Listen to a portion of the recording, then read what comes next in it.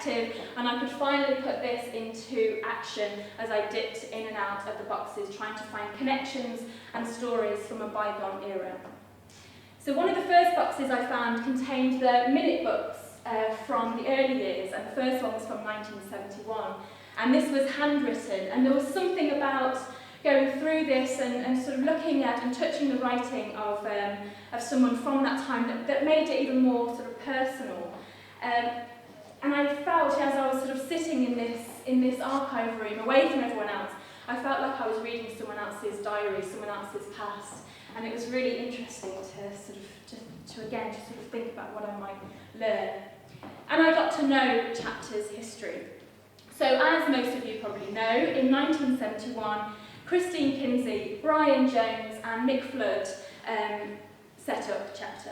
They came together because they saw a gap for art and theatre to be produced in Cardiff. And at this stage, so 1968 to 1971, there was only one small commercial gallery, the Herbert Gallery, I believe, and the New Theatre in Cardiff. So there was space for an art centre. So to raise funds for the art centre, Chris, Mick and Brian set up pavilions in the park in Sophia Gardens. And they had Pink Floyd, Quintessence, Black Sabbath, amongst others, playing music, as well as a host of free arts events. So this event and the feasibility study was sent out to the public, and this demonstrated that there was space and a need for an arts venue in Cardiff. And I'm just going to play a clip of Chris and Mick talking, but they're not talking together, but I've edited them together.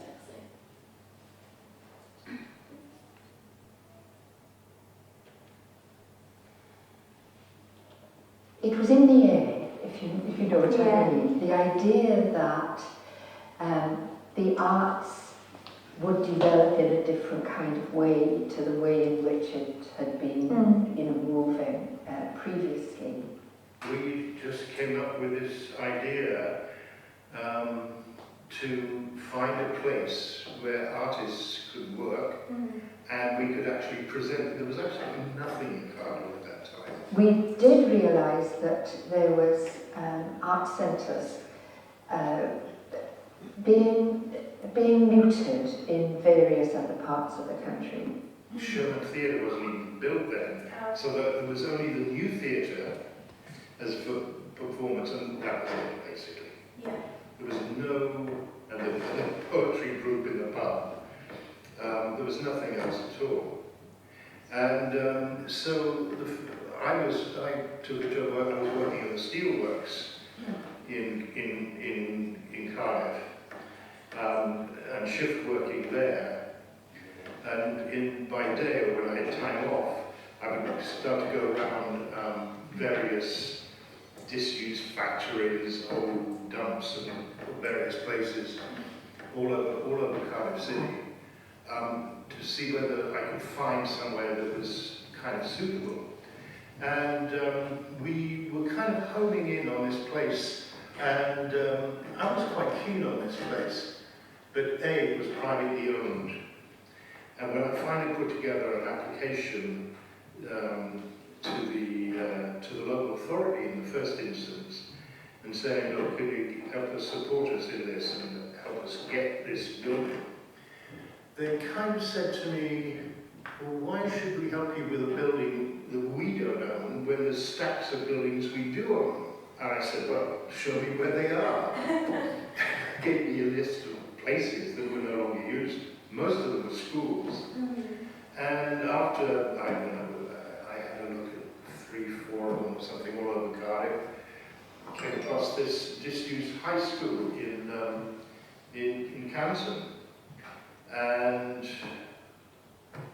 I said, it was vast, and we walked around these empty corridors, and still lots of stuff like the old physics and chemistry laboratories still had kind of chemicals in cupboards and stuff. And also, I think one of the reasons they were quite keen on us using that building is that kind of winos had moved in, and they were, I don't know, they were probably drinking stuff in those bottles too.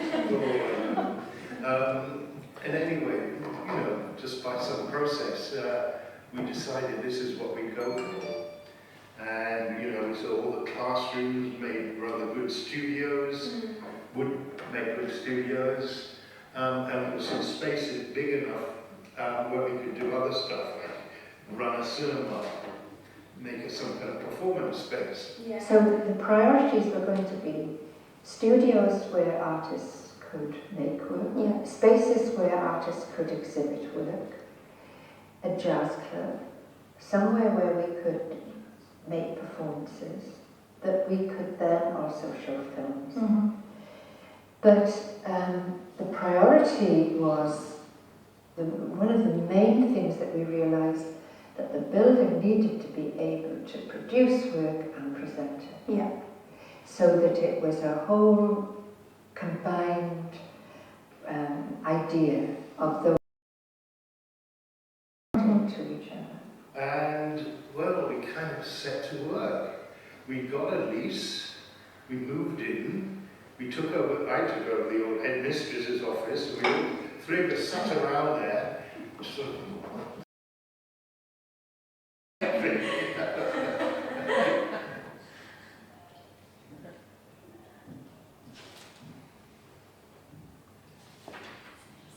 So they moved in, and with the help of many people, they converted the building into an art centre. And it opened in 1971 with a temporary theatre space, cinema, and gallery space. So by 1976, Christine and Brian had left after Chris had an opportunity to work in the Caribbean, to work on her own art. And Paul Chandler worked alongside Mick Flood during the mid to late 70s.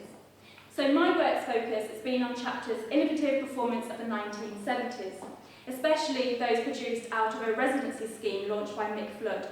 So the residencies saw companies like Pip Simmons, a London-based company who created large-scale and often interactive theatre, and IOU, who specialise in large-scale work, amongst others, to come and take over the building.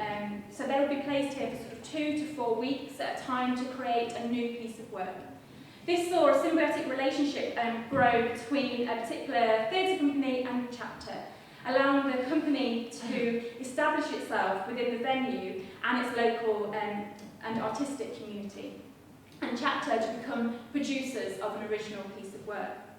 So Flood was really tired of the touring circuit of theatre at this time, and by setting up this unique scheme, he pioneered a way of working that was actually unique to Britain at the time. So I will be discussing a live performance work that I made in response to Chapter's history and archive. So using documentary evidence and oral histories, I examined whether through contemporary live performance I could somehow reconstruct Chapter's relationship to its performance history, to look at sort of form approaches to working for today. So I therefore, sort of after my discussion here and my discussion with Chris and Mike, I sort of open up that discussion of the advantages of reaching back to former policies for artists and audiences of today. So I got to know the materials I found and I sifted through them, so I deciphered them, I added to them, I played with them, and they were offering me new insights every time I looked at them. I felt like I was getting to know certain productions, and I could sense what the content was like when I had been there. And so, Pip Simmons Theatre Group's production of Wojciech in 1977 would become the inspiration for my inquiries, and they were also the first one to partake in the residency scheme. So they made a production that took over sort of pretty much the whole building. So it was a promenade performance where there was nine separate locations around Chapter, each space being a scene of Wojciech.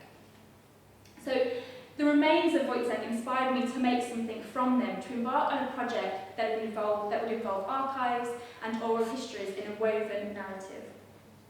So, fast forward to 4 years later, and this is the result. So from archives stored away to a release of the documents and of the memories I uncovered. So before this, the archive is not publicly accessible. So sort of what I was trying to do was to bring that out into the public. So I made 3 pieces of practice. 2 of them involved Chapter, and the third piece was called Whispers, Echoes and Tall Tales. And this brought together, as I said, the different documents from Chapter's archive. So not just the documents on Wojciech, but thinking about policy as well. So I was trying to sort of perform the policy documents, and also it was looking at the oral history interviews I'd done with some Pip Simmons members, with Christine, with Mick, and with other artists and audience from that time. So in making something new that responded to something old, I was transported on a journey that allowed me to see and experiment with the potential of archival reconstruction. And it was not only about the documents, but also the venue in which the documents referred that they belonged in, that would become integral to this research. And I wanted to explore how the building itself would allow the context of the documents to be given a voice in the past and the present.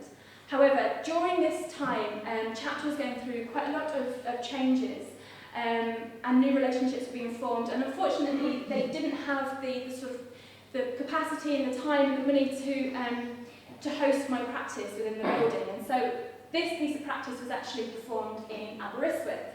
And so I had to sort of try and find a way of evoking a sense of place. So trying to think about how those documents, once I've taken away from Chapter, what they mean and how I can sort of still communicate Chapter's history in a place that it does not belong.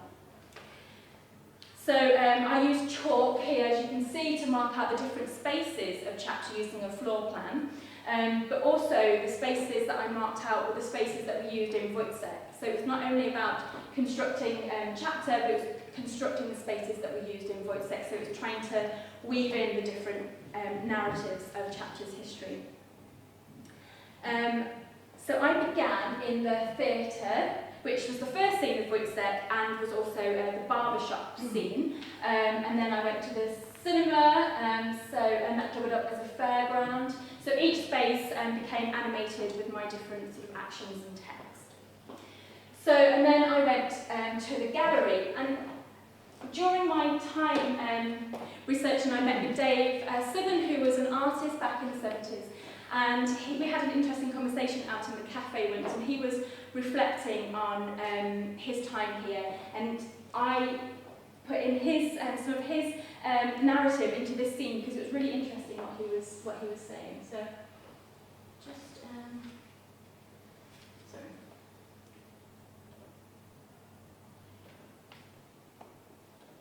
I was going to do some naming of photographs. So that's Mrs. P, obviously. Mrs. P, Mrs. Porch, Orson the cat. So, right, in this, when this was the kitchen, there was a tunnel through the back there. Where those beams are was the French windows. To start with, it was just school windows. There was nothing behind it, but then they made a patio area, and there was French windows there. But then this wall, there was a wall all the way down that side, and they put, they covered it in board as another gallery space. And there was a little, the gallery is still where it is at the end there. But this in that wall for Mrs. P to be able to plug her Hoover in. And one night it got left open, and Orson, the cat, climbed in, his cat that size, and got stuck in behind this thing, and had to take one of the 8x4s off to get the cat. And the other thing is he got locked in the gallery overnight, and the exhibition was of it was a series of photographs of dogs and their owner.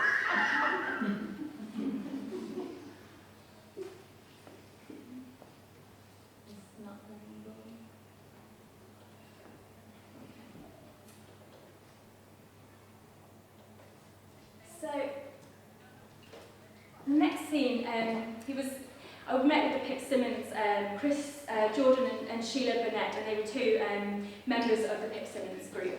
And when I met with them, they were trying to remember some of the text and the songs from Wojciech, which was really interesting. And I looped this, as I play a moment, I looped this moment from when they were trying to remember this song with Mick Flood, with his disillusionment of the theatre touring circuit at the time.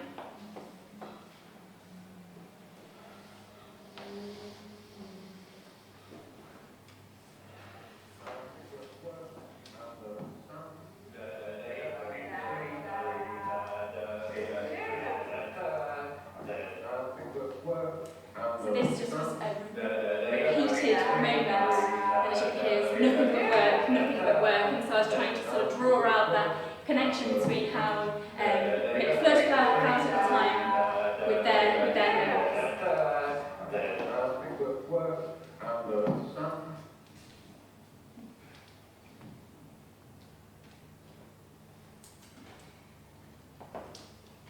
So in the doctor's scene, which was another moment in Wojciech, I used this as a thinking doctor's scene of a sort of diagnostic moment when the Arts Council were in dispute with Chapter and with Pitt Simmons over funding. So there's a nice link there. So a party scene was a moment that was also in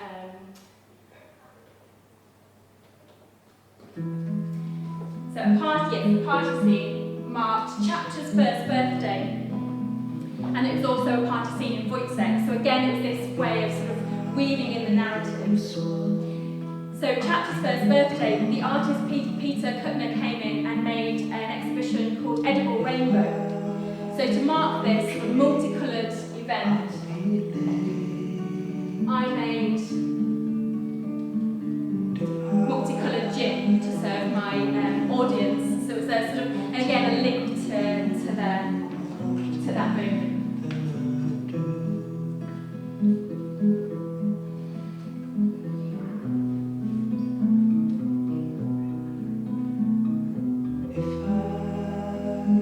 It's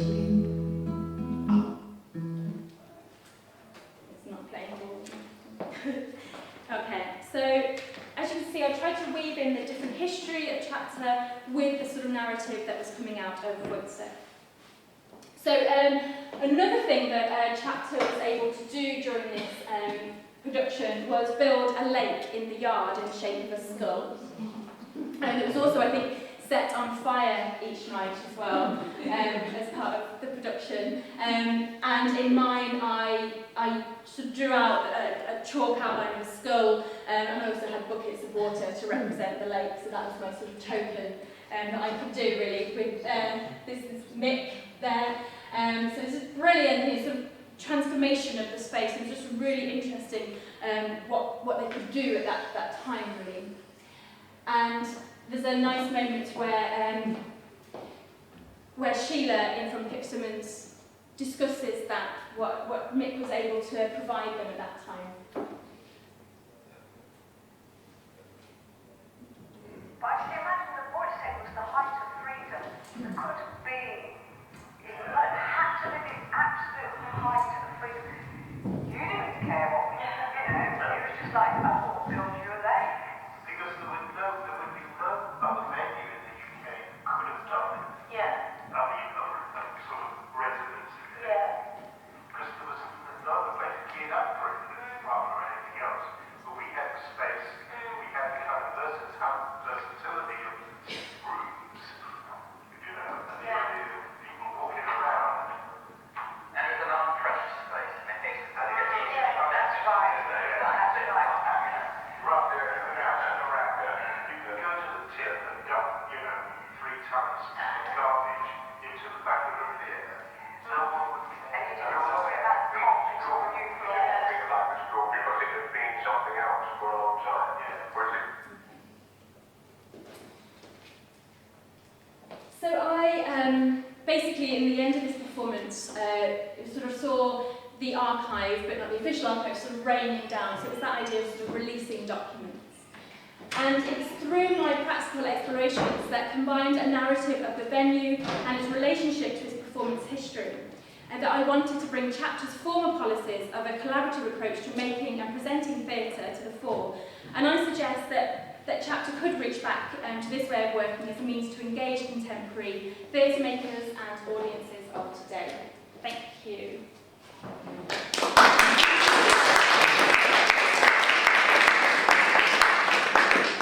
So I'd now like to invite Christine up, if that's okay.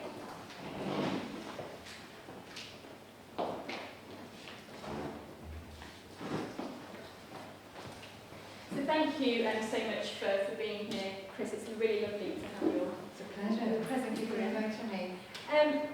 So I wondered whether we could start this by giving us some sort of part history of your involvement with this chapter at that time. Yes. Well, it was 1968 when Brian and I, who lived in Roath, met Nick. Nick came and stayed with us. We hadn't met him before, but we were renting a room out in the house, and he came and stayed over a month or so. So at that point, Nick had come from North Wales to Cardiff and worked in the steelworks, as he said, but had this, came because he had this idea that he would like to be involved in setting up an arts centre. He was a writer and a journalist, and over that period of time, Mick, Brian and I began to discuss this idea together. Brian and I had been thinking about it in the same kind of way. We recently left Newport Art College and had moved into Cardiff.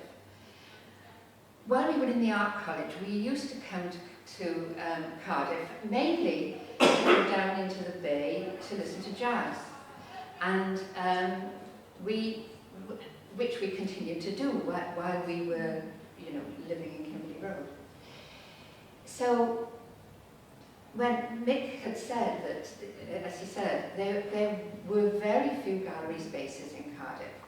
There was the Albany Road, and there was the Evan Roberts, in the centre of town. And because the arts had changed so much, over the period of the 60s, then there were no venues really for the kind of art that was being produced through the avant-garde anywhere in Cardiff. Cardiff College of Art, with Tom Hudson, had taken on all the kind of the avant-garde ideas that had come actually through from Leeds to Leicester to Cardiff, based around the idea of the Bauhaus. And so there was art being produced in the college, but really, not any venues where you could see it. So there was a lively scene of music down in the bay, and we used to go down on a kind of pilgrimage, really. We'd go to the Quebec, if you could call it, pub crawler pilgrimage, I'm not quite sure. but we would go to the Quebec, and there would, and Victor would be playing, and then we'd go to the Palace Steamer, and then we'd go to listen to John Silver Quartet. And John's mother-in-law lived on Bute Street, and so Doreen's mother would open up her front room, and there would be jazz sessions on a Saturday night, Sunday lunchtime, and sometimes on a Tuesday. But the wonderful thing about that was that John had connections with the Ronnie Scott Club, so there would be people who would come into Ronnie Scott's and then come down to Doreen's mother's front room and play, sessions in the bay. So there was that music going on. But over that period where Mick, Brian and I began to discuss the idea of an arts centre, the first thing that we did was to put an advertisement into the International Times, which was a kind of avant-garde, psychedelic magazine that advertised all kinds of events. And the only reply that we had was from Peter Jones, who was the arts director of the Arts Council. I can honestly say that Chapter would not be here if it wasn't for Peter Jones. He gave us the most amazing support that right the way through. right from the very beginning, right the way through. And as did Bill Dufton and the Housing the Arts Fund that was set up really to support chapter, together with Gilly Adams, who then came later and support. So the Arts Council at that time were really quite remarkable.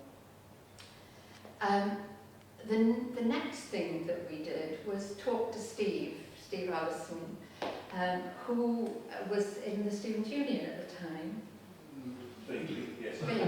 Yes. I dropped out of college, but I was still Yes. hanging around the Student Union. Yes. That was the place to be. That was the place to be.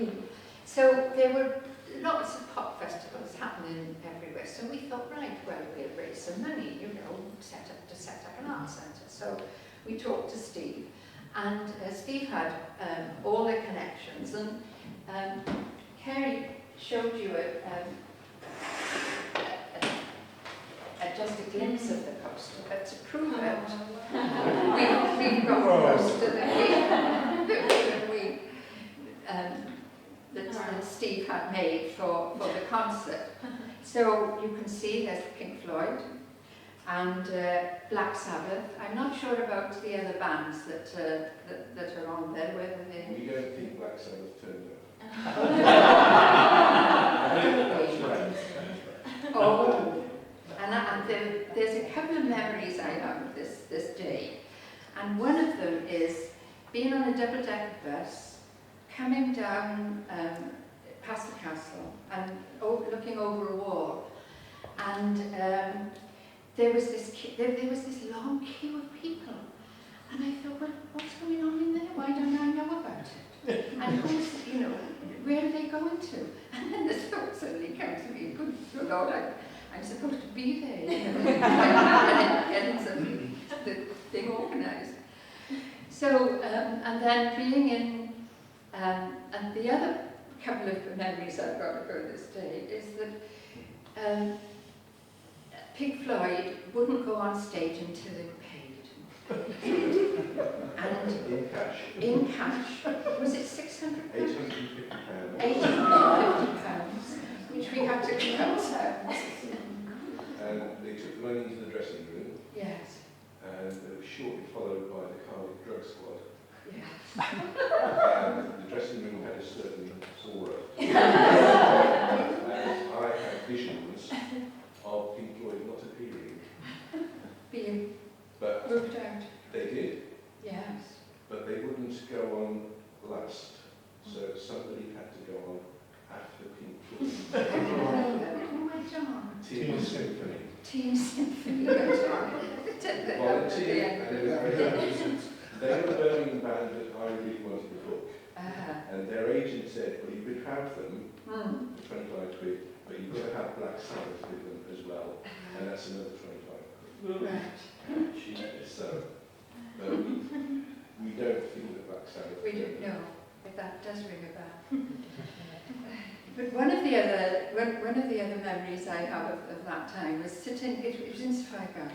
So and I was standing at the back of the behind all the kind of seating and the raked, and looking out over the audience, and there was this haze of blue smoke hanging across the audience. And I stood there and I looked at it and I thought, I just hope no one from the drug squad tunes up on this patch. And I looked to my side, and who should be standing there but someone that everyone knew as Bullneck. And he was actually the chief of the drug squad. And he just said to me, as long as you keep it in here, and you don't let it outside, then I'll go along with it. But if it goes outside, I'm going to close you down. And then turned and walked away. So we managed to get through. But did we make any money, Steve? Just about broke even. We just about.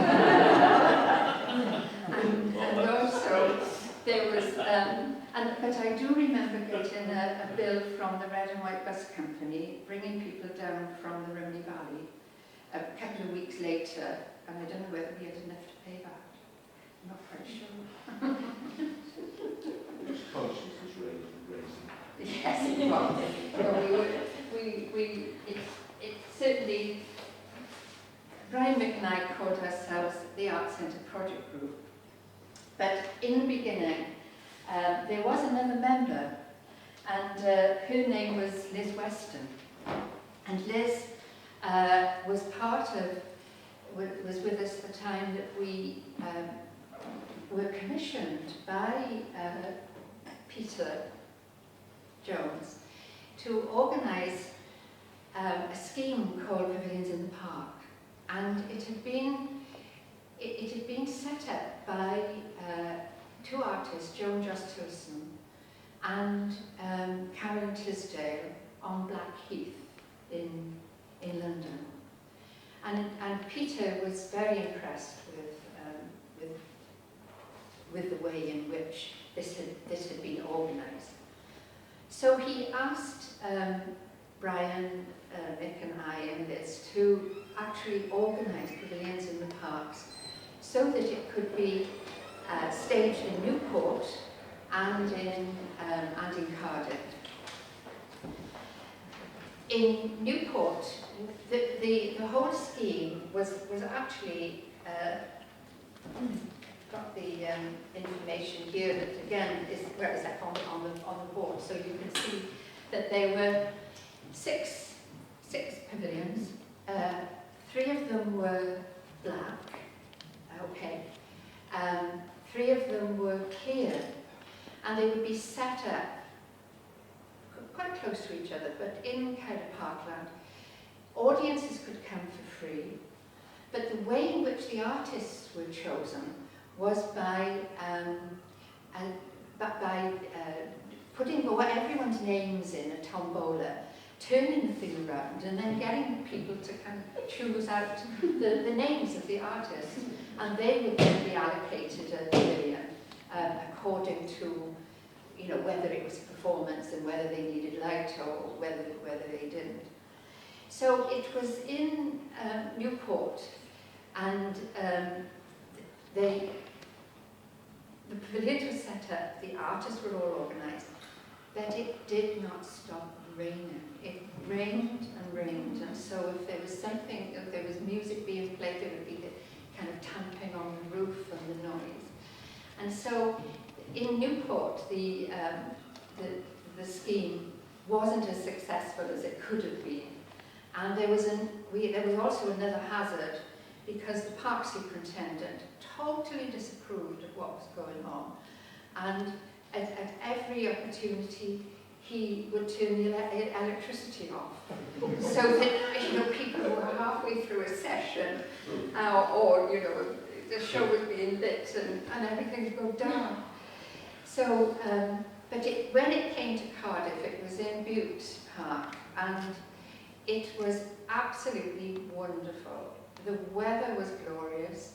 There were lots and lots of people, you know, attending, and there was theatre performances, there was music being played, there was kinetic shows, there was sculpture, there was a whole range of events going on. Each artist having a pavilion for 1 week, and then you know, another artist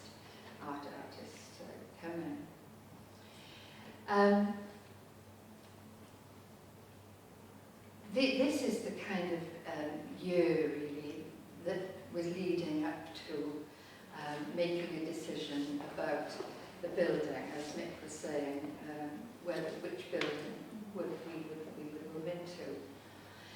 Another event that we organised during this kind of run-up year, and really we were trying to test the waters and see if there was enough interest in Cardiff to begin to develop an arts centre in Cardiff for Wales.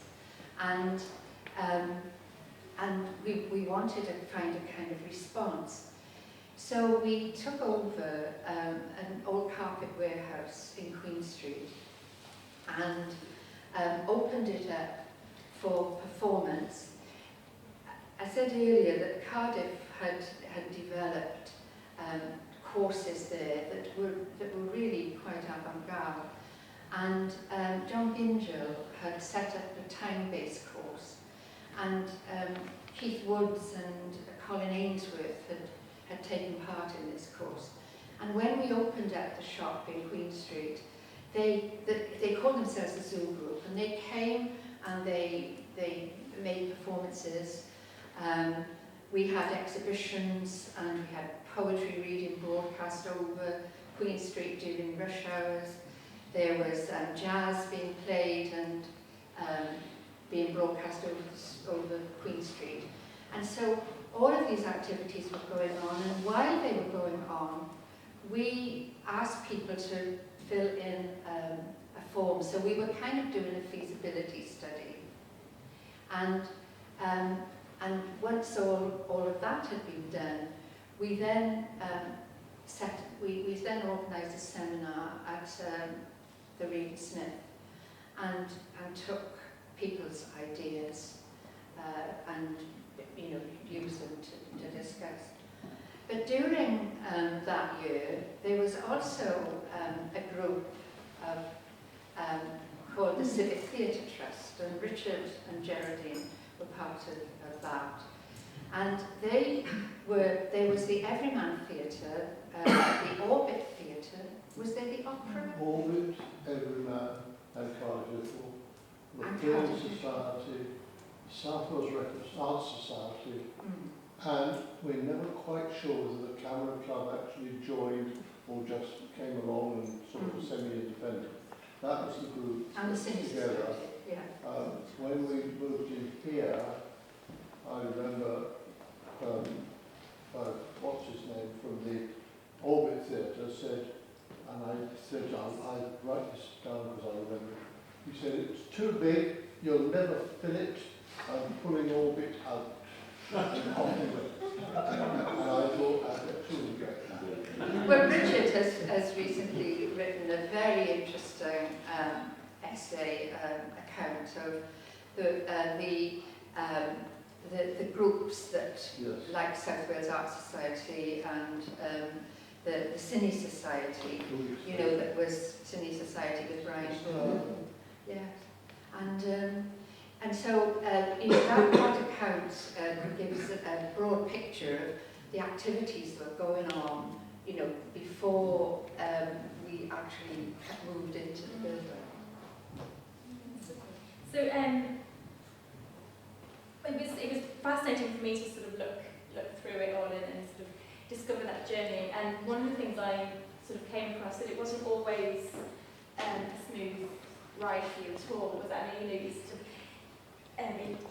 didn't just happen and everyone was happy with what was going on. And I just wondered whether you could talk through a little bit of some of the reception that you had from different society, from different people. Well, when we moved into the building, the alderman that was the leader of the council at the time offered us a building in the city, and we had a couple of choices. There was Dumfries Place, the old fire station. There was a junior school on Cruise Road, and there was the Old Campton High School. So we then decided that in for a penny, in for a pound, and there was a lot of things we all wanted to do. So we decided to move into this building. But this building had been a very special place to an awful lot of people, and I don't know if there's anyone in the audience that came here when it was a school. Then, did you? Yes. Did you? Through the wall. Oh, really? Right. Well, how interesting. Jerry was here when it was the College of Commerce. Oh, She was Marcus of London 10 did a commerce department. People to do GCSEs and A-levels. And there was some hands at the back. Were you here? Yeah. Canton High School, yeah, Canton High School for boys. Boys. Girls downstairs, boys upstairs. Next door. Never met except on stairs. Ever the train should be. Oh, we tried. But it had been empty for, yes, 4 years or more, really, you know, before we moved in.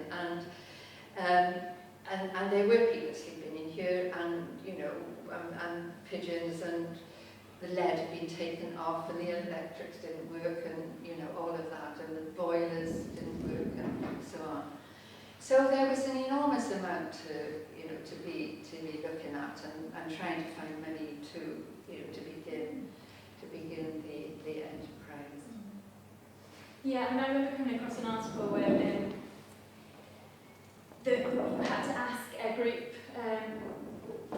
a society for homosexuals, they had to be asked to leave because there was so much complaint. Well, we knew that if we were going to survive, we wanted to be part of the community. We wanted to be part of Canton, and we wanted to be an indigenous part. We wanted to have our roots in the city. And so we knew that we needed to connect and break down this kind of ivory tower idea of how that people had of the arts, you know, oh, it's not for me. So we knew we needed to connect with the society. Now, well, I'm sure you can imagine, there, you know, this school in the middle of Canton, and there are these arty people moving in, you know, with all these ideas, doing all this stuff. We needed to connect with people and say, you know, really, we weren't so bad. So, we, first of all, the Workers' Education Association rented 3 rooms just near the box office. And there was Paddy Kitson and Rodri Morgan and Jack Brooks and a whole range of people. Some of you remember Jack Brooks? Yeah. And and so, you know, they then became politicians and councillors, and so we had that kind of support. Dee Dee Kitson and Julie Morgan, they then started, helped other mothers from the area, and we're talking about 1971, 72, to set up a nursery school. And you know, that's been really important, because I have had people come up and say to me, well, you know, I came here as a nursery school, and now I'm bringing my children, and in some cases grandchildren, you know. So it was a way of connecting. And then there were 2 wonderful junior schools in the area, Radnor Road and Severn Road. And the headmistress of Severn Road, she couldn't do enough to connect, you know, with this. And I remember this group of toddlers coming in, and there was a Robert Motherwell exhibition on in the gallery, and we sat and we talked about these prints and so on. And so they were very keen to kind of build up a connection. We needed to make money, and so we rented spaces out to the groups and societies and so on, but also to other organisations. And it was 1969, you know, 70, and Leo Absey, who was the Member of Parliament for Pontypool, and to my mind has never been given the acknowledgement of the work that he did in getting certain laws passed, had managed to get a bill through Parliament on the 10th of July, making homosexuality legal. And so there was an organisation which was called Campaign for Homosexual Equality, and it was being organised by Mike Jarrett, the wonderful Mike Jarrett, who was chair of the chapter for a long period of time. And so, but we, and the odd thing about it was, which I could never understand, was the more we were trying to connect with society and with various other groups, the more trouble we were getting into. You know, we couldn't seem to do anything right for ages. So there was, so at one point we rented the theatre out to Shelter, and they had a conference there. Well, if we did, we just got so many problems, you know, with this. There were councillors from Riverside to Kincoy who really weren't happy about just being here at all, you know. And Kerrie gave me some reports from the Western Mail and from the Echo, and they, some of them were trying to persuade Mr. Hall to come and visit. He was very upset about what was going on here, but he wouldn't come, and we were doing the same with councillors that were very unhappy with what we were doing. And I can remember going and taking invites and saying, please come, we've got these events on, but they wouldn't come. So, so what it meant was, one of my favourite headlines in the South Wales Echo is, long-haired homosexual communists take over all county high school.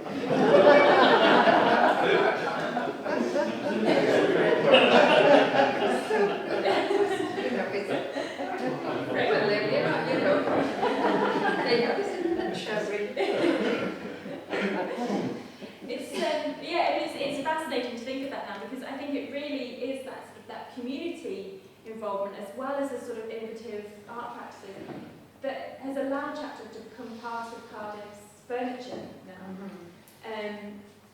Did you have any idea really back then that, you know, that this would still be an art centre like 45 years later? No, well, we had an indication of what the council thought of it, because this, the alderman that offered, you know, these various buildings, I remember him thumping the table and saying, we don't support lame ducks, and I give you 6 months. So that was like the encouraging start that we had right at the beginning. But no, but there were, you know, once we'd opened the doors, and the artists and studios, you know, were being used, and artists were working in the studios, and work was being produced here. And that is incredibly important, that work is produced here and presented here. You know, that was the underlying factor of it. And we had such enormous help from people. You know, over the early event sheets, the very first event sheets with this kind of shape of the eye and text coming through, was designed by Peter Gill of Design Systems, and he designed those event sheets free of charge for a year for us. You know, and because we really were determined to have the best publicity, the best quality possible. You know, we might be moving, you know, working out of a condemned building, but you know, we wanted to present the work in using you know, quality design and work and so on. And then most of the other posters and event sheets and so on, Brian and I took turns into it. So there was that kind of voluntary help. And the other person that we've got, you know, great deal of thanks to give to is someone called Judith Sarota. And she voluntarily, over a period of 3 or 4 years, organised the music programme. She was very knowledgeable and involved with a whole range of groups, and her main interests were early music and contemporary music. And so that kind of music was not being performed in Cardiff to any extent, but she built that programme up, you know, in such an amazing way. The great leap forward for us was when Jeff Moore and being moved into the building, and together with Mary Mumford, Pam Moore, and Peter Mumford. And Jeff, I've found some. I recently moved house, and I've found portfolios with more posters and more reviews and more. And I've just found a series of negatives that Brian has written on, chapter people, and there's rather a lot of you, and Pete Mumford and Ritfer, and then also photographs of the theatre being built, Right. and the stairs going in, and and all of that. So when I still think about some of the first productions that Jeff did here. I don't know if I got this in the right order. Signs, Angels and Sun. Yeah. Yes.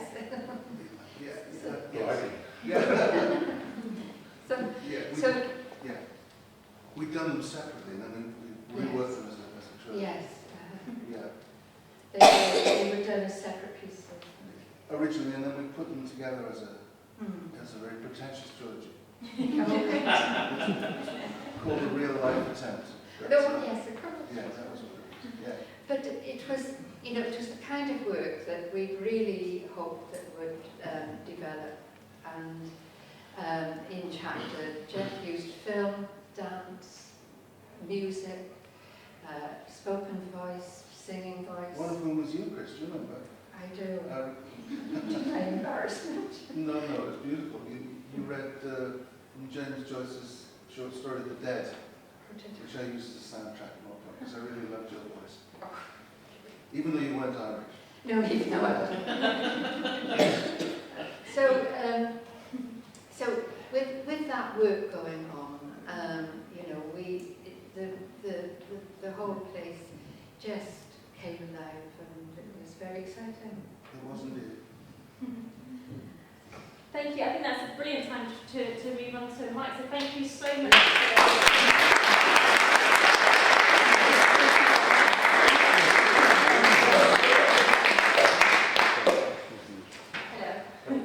Hello.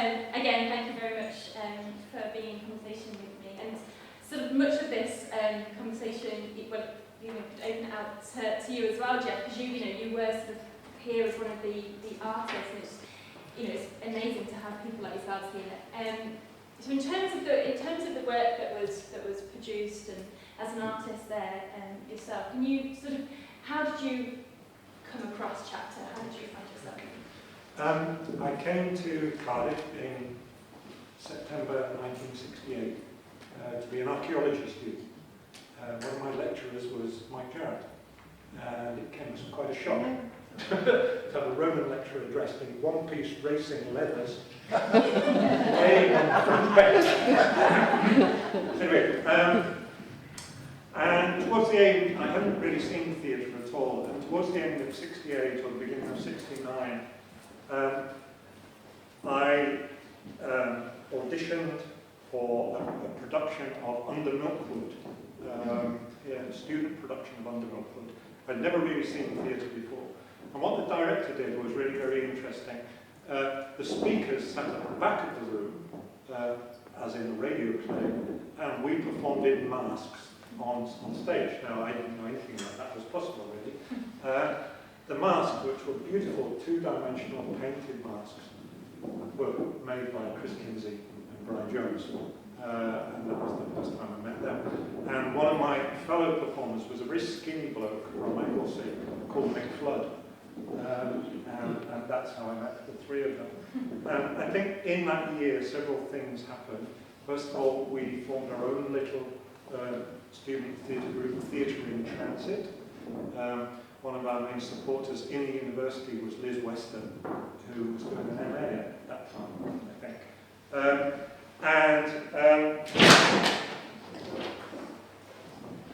It was physical theatre. I guess we didn't really know what we were doing.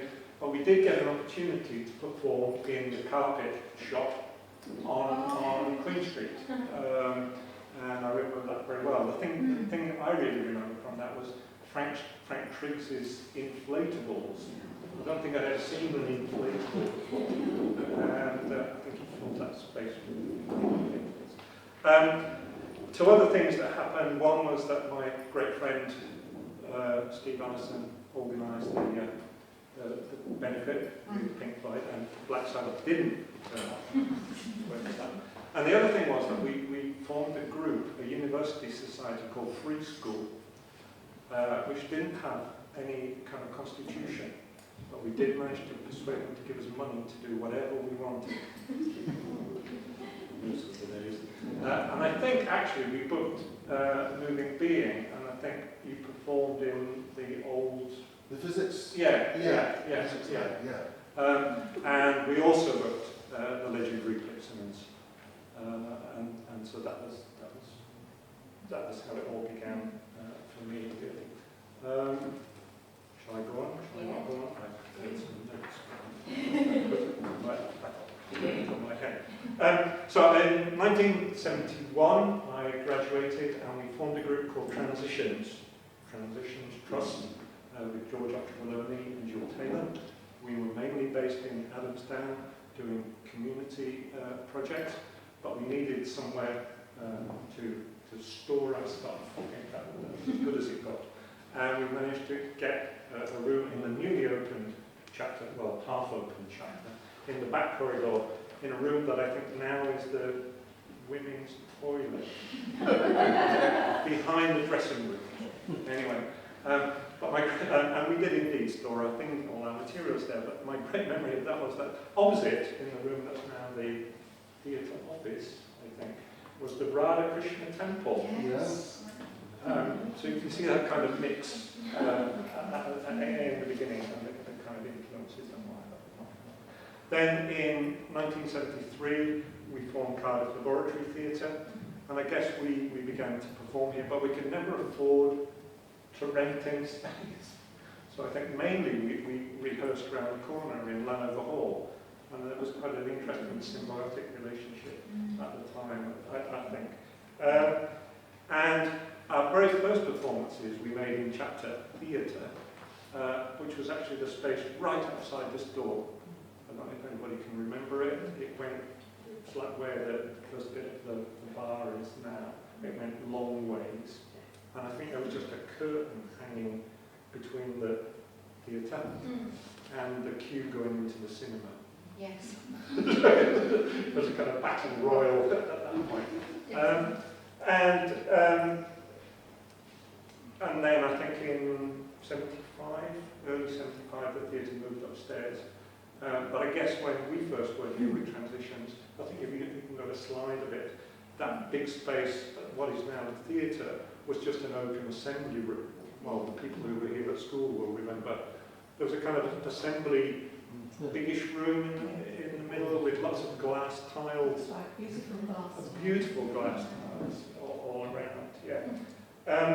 And then in July 78, we moved into what was the gym, the school gym, and the ropes and the bars and everything hung there for forever. We couldn't remove them.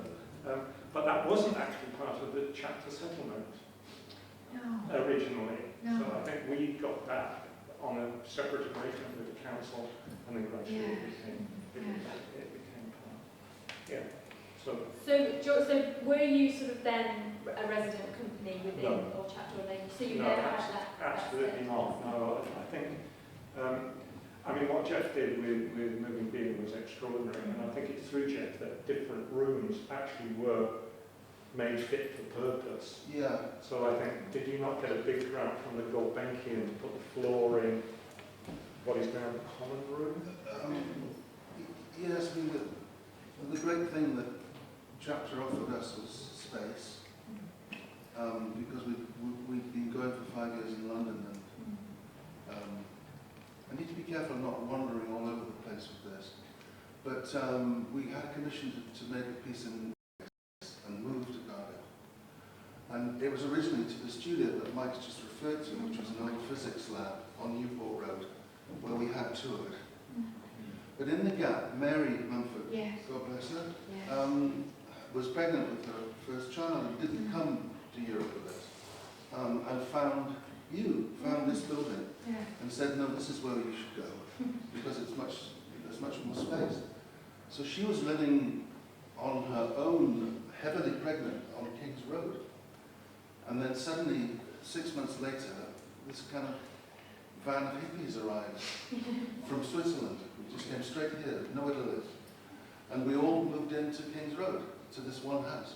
And there was lots of curtain twitching as to who this pregnant was. This sort of gang of scrubs. But that was the great thing, that there was space, and also there was a wonderful welcoming attitude. That was the early part. It was like a factory, so it's unbelievable to think now that we were able to rehearse for long, extended periods, months at a time, make pieces, take them out on the road, come back and do them at the show at the end of the tour. Ridiculous. You know, real luxury.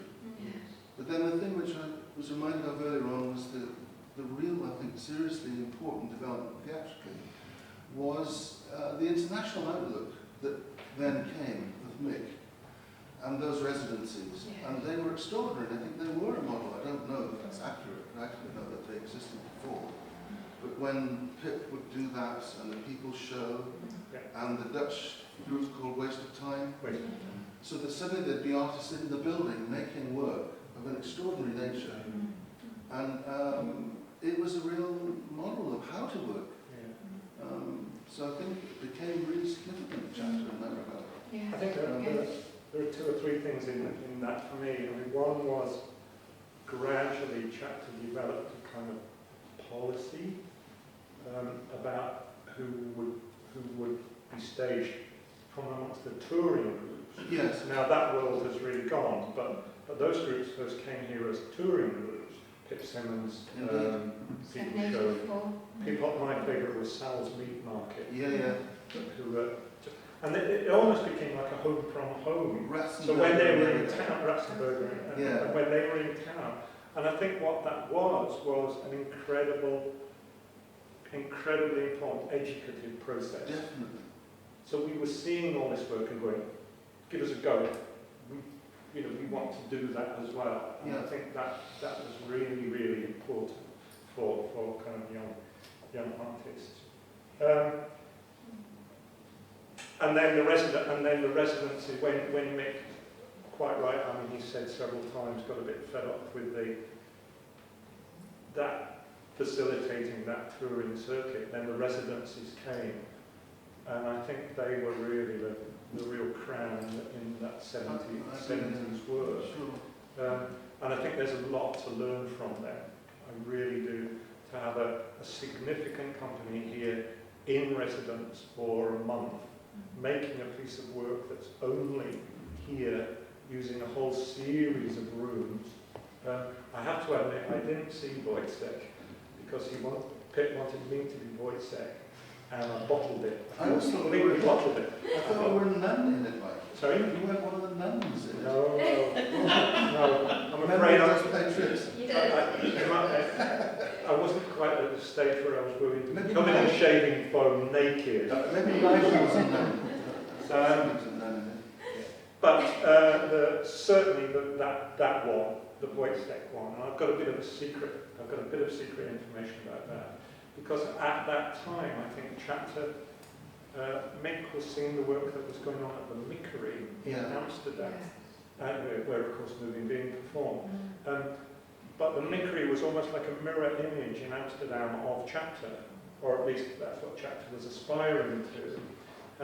And in that year, I think it was 78 or 77? The voice at 77. The Pip Simmons group got 50 some odd, oh God, this is on video, got a lot of money from the Arts Council to do 200 performances on tour in the UK. How many did they do? None. Because they went to the Mickery to make the Mask of the Red Death, and they came here and made Wojciech.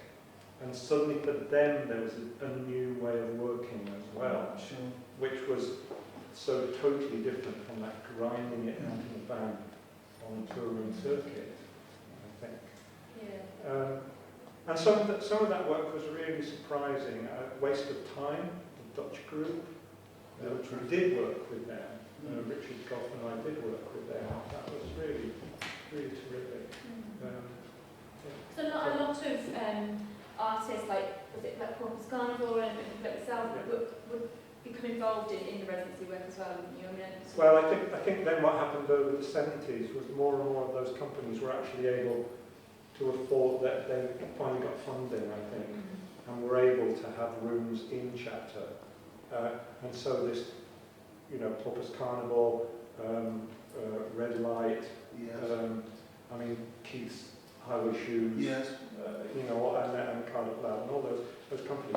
So there was, and whilst we all kind of snarled at each other in the bar, there nevertheless was a sort of community that plugged into those residencies and worked with them and learned a lot. I have to say, I mean, again, I think Paul Piscarnivore, well, Yannick's here, who worked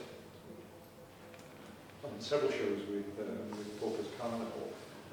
But my favourite one was, I don't know if anybody remembers it, Dark Corners, which was in the room along the back corridor in the furthest corner. I don't even know whether it had a name or not. And over 6 months, they built a complete woodland scene in this room with grass and trees and birds and rabbits. And we had to sit on a single row of sheets pressed against one wall like this. And I always remember the beginning where, you know, we walked in and so many birds flying around and rabbits hopping around and then Vanya got up as the little innocent girl, and there was a little, they all looked very beautiful, very, very delightful, and there was a little tree stump with a little door on it, and eventually Vanya went up and opened the door, and there was Beck's naked backside sitting there. Not all fairies are good fairies.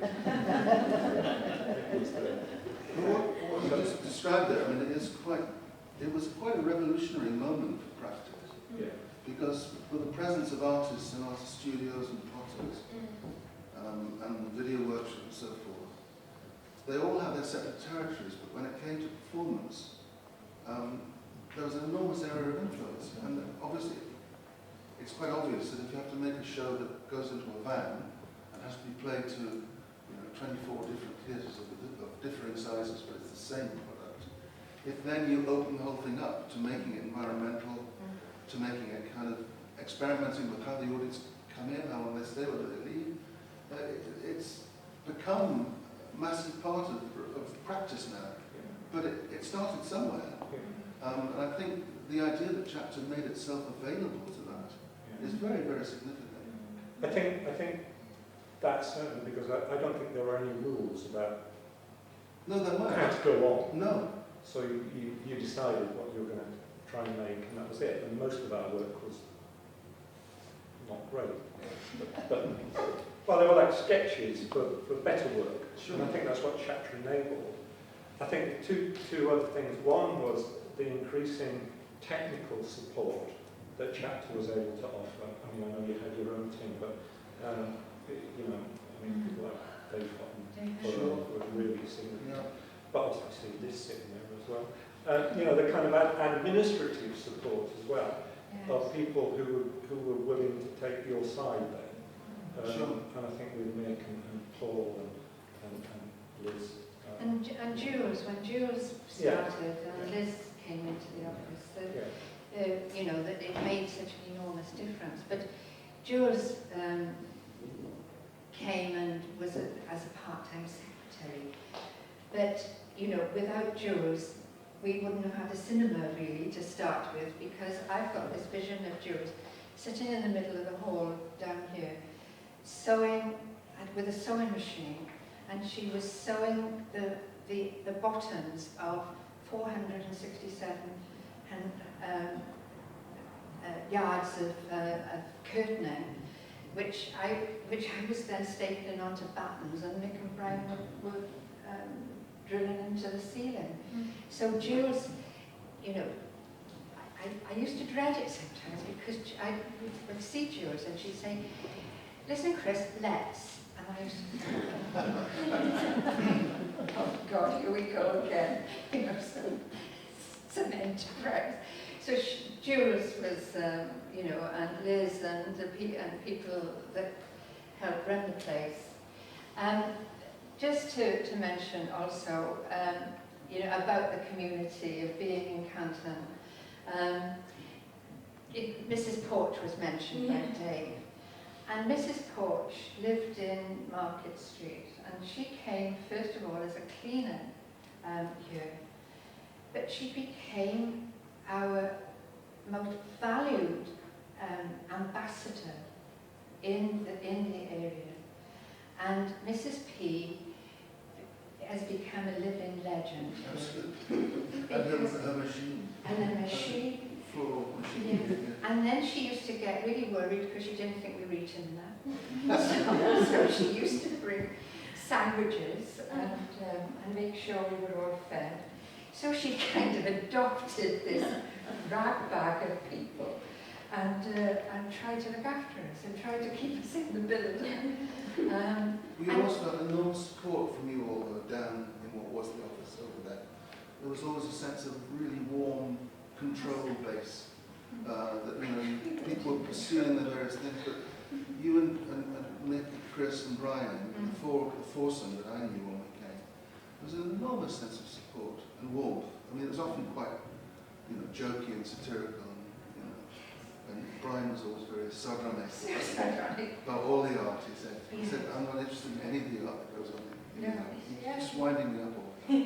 But there was, the important point was that I think there's an enormous feeling of security and welcoming to what was going on, and non-judgmental, actually. I think it all adds up to an enormous, and we had rivalries, of course, the various groups, in a very positive way. I think that, again, was a huge creative motor, that people could see all this different work and have their opinions about it, but nonetheless, it continued to roll out. You know, people were very, very productive. We were doing 3 shows a year, you know, every year. So it was extraordinarily helpful. I think that is again key, that those, like you say, those relationships that were built up between all the different artists that were, you know, either visiting or resident or sort of, you know, local, and I do think that is key to its success. And I think there is a danger of nostalgia here, and I am aware of that. But do you think there's, and it's sort of open to anyone really here, but do you think there is something valuable in looking at those? I mean, I've mentioned this earlier about looking at former policies to work today. Do you think it's, you know, it's not about just sort of repetition of history, but sort of just looking at that collaborative way of working, or, you know, do you think it's valuable to look back, to look forward? It's funny, it's so long ago, but it's become a kind of model now. There are all sorts of people employed in the arts who are there as producers or enablers. Almost that role that arrived has now become a profession in theatre making and in art making. And really, artists often don't get any work because it's moved on to this kind of funny, do you know what I'm trying to say? There's a series of roles that people have in the arts now that are to do with the notion of facilitating things, maybe based on these kinds of memories. But there's a complete understanding, you know, whether it's the Shaman or the National Theatre or the RSC, that you've got to have something beyond the product. Yeah. And I think that thinking starts there, doesn't it? That it's about process. I think, you know, I think that having someone like Peter Jones in the arts. He was a wonderful guy. He was a beanpole, wasn't he? I remember staying in his house once. Yes. Very, very elegant man. Very. Yeah. But he, you know, he was so open to ideas and taking chances. And it's, you know, it's not, people don't take those kind of chances anymore. They, you know, to be able to support 3, you know, artists walking in off the street and letting them get on with filling it in the parks, for example. I think it's taking chances, because when Richard was doing the history, you know, from the other side, bringing the groups together, he worked out the ages of the 6 of us at the start. 7 of us, yes, but Peter came in later, was 19 to 25. And that was our age group that got the building going.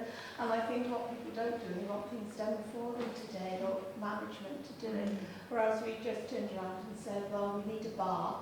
We have a generator outside that's going to be up and running by midnight. And after going to work, we'd all get together and do this and paint the rooms. Paint the bar, paint the hall, everything else. We were painting People this. don't do today. We were painting this bar by theatre lights in July. So it must have been well after 10, 11 o'clock that we were painting, because the South Wales Art Society said we'll move in, we'll come in, we'll move in, provided you have the place ready for the 1st of August, which we were thinking sometime in the autumn. And they said 1st of August and we'll come in and we'll have a room, but we must have a bar. And so we rushed everything. The bar that came across here was donated by the Norwich Union Insurance Company. It was their reception event. We had Courage Breweries provided all the booze, because then ran it like a pub. But when we started off, there were just 7 of us. Then Chris and Brian were married, and Jerry and I were married. And so we couldn't afford a barn, so we had to do one night each. So that meant, as far as Chris and Brian we were concerned, it was 2 nights out every week. So someone had to come and sit in the bar. And I remember sitting there was this room. I sat in this room one night from 6 o'clock until stop tap, and no one came in. So I was probably saying too much, but Terry's just reminded me of something we were talking about before, that there were seismic changes every so often. And that when we arrived, we simply used the building as space and factory and got on with our thing, as did lots of other people. And one day I was walking down one of the empty corridors with the dust and everything and all that, and there was a piece of A4 stuck against the wall, and it said, "What is this building for?" And I kind of read on, and it said, "No one in this building has any relationship to the streets outside of this building. Whatever you're doing in this building, it's got nothing to do with the people outside." I thought, fair enough, that's okay. I'm an arty person. Mea culpa, you know. But that was Steve Goff and the beginnings of the video workshop, chapter video workshop, which suddenly a whole notion of community. There wasn't even the term community arts then. Yes. I don't think so. He wasn't aware that on a Saturday morning, when the building was still empty, not being used, I would bring in a group of children anywhere from Canton for free drama workshops of 2 hours, and every fortnight George Thomas MP would come in, I don't know who he was at first, and lean on the steps to see what was going on. Well, that's fantastic. Yeah. But it was really to say, look, it's safe to come into the building. I'd go and knock up Nick and say, can I have the key for #9? He was very cross. But the building wouldn't be here if it weren't for that kind of cross-fertilisation. I think for me, sorry. No, I was just going to say, I think working with younger people, you know, in the nursery school, and you know, and that began to make those connections. Yes. And it was, you know, it took 10 years really, to actually begin to build a relationship with the community, because, you know, a lot of it was to do with the bad press we were getting, of course, and people believing what they were reading. Sure. And so, you know, you know, working with young people, bringing young people into classes and so on. I think then did say, you know, the place is safe, and you know, our children are not going to get eaten by these monsters. But the wonderful mix of the Hare Krishnas and the Che, the campaign for homosexual equality, and the workers' education and Paddy's thing. It's a wonderful cross-section of society and endeavours. And the local Tory council. I mean, I think in the changed world of art making, there are two differences maybe. One is, I think, really not acknowledged, was social security. So we were all on social security, which meant the government would give you £10 a week to go away and not be a nuisance. You know, which is the other thing is actually the law, really. Relationships with children, completely different. And the health and safety executive. Sure. And both of those are coming between. I was just saying to Terry earlier on, I really encourage you to look on YouTube.